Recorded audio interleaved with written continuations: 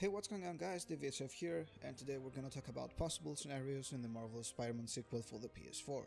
Before we get into it, I wanna let you guys know that the DLC voucher code giveaway has ended, and the winner has received their key via email, so thank you all for participating.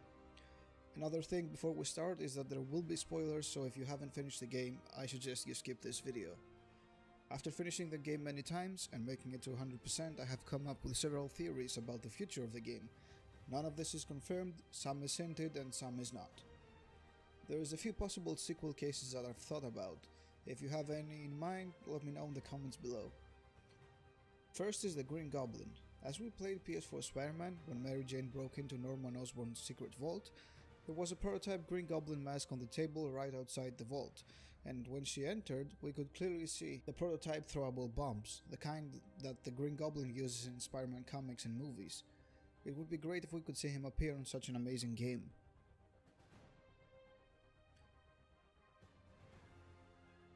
Coming up next, we have Harry Osborn as Venom or Green Goblin. In the post-credits scene after you beat the game, there is a cutscene where it shows that Harry Osborn was never in Europe, but instead he was locked inside a tank filled with water inside the secret vault in Norman Osborn's office. However, there was something else in that tank. Something that seemed like a black symbiote, so I think it's safe to assume that Venom is going to appear in the next game or a future DLC maybe, most likely at least. But who knows, Harry might actually become Green Goblin himself and pass the Venom symbiote to another character like Eddie Brock or Spider-Man himself. Then we have the possibility of Doc Ock returning as one of the main villains. In Spider-Man PS4, the best villain we've seen is by far Dr. Octavius.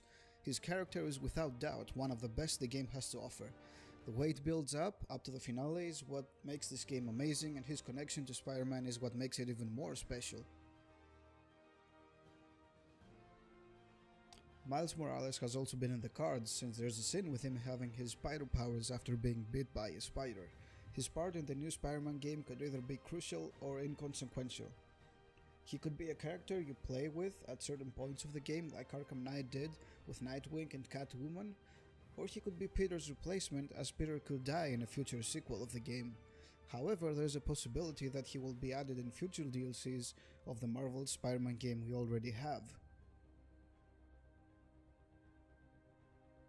New information about the Symbiote Suit is already here, from one of the latest interviews of Brian Intihar, the creative director at Insomniac Games. It was specifically stated that the reason the black suit has not been added to the game is because it's a suit that plays a great role to Spider-Man's life, and it needs to have its own thing. Adding it to the game as a suit Spidey can swap to or unlock wouldn't do it any good.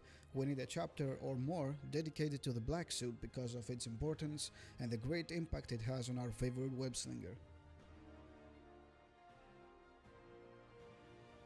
There's an Easter egg in the game that shows an action figure of Spider-Man wearing the black suit, and it's located on the inside of a building. That could mean something about the fan favorite suit. We still haven't been shown what happened after May's death. When May died, Peter seemed heartbroken at first, but there was also a 3-month time skip. I would definitely be interested to find out how Peter recovered from his aunt's death in such a small period of time. I'm sure getting back with Mary Jane helped, but what about those 3 months? Could this be the reason he changed his costume from the white spider to a black spider? If you saw my collector's edition unboxing, in the artbook pages you can clearly see that there's a certain suit Spider-Man is wearing that's identical to the advanced suit, but instead the white logo is now black. There's a lot of content for us to see in future DLCs that will determine the future of this masterpiece of a game, and believe me, they're coming pretty fast. If Miles Morales will be the next Spider-Man, if Spider-Man will get the black suit, or even if Harry Osborn is the new Venom and his father is the Green Goblin, who knows? One thing is certain, that whatever plot Marvel's Spider-Man follows, it will only get better. I'd like to get into detail about how great this game is, but maybe in another video. Thank you guys for watching, leave a like and subscribe if you haven't, and let me know in the comments below what you guys think will happen in the next Spider-Man game. Until then, I will see you guys on the next video.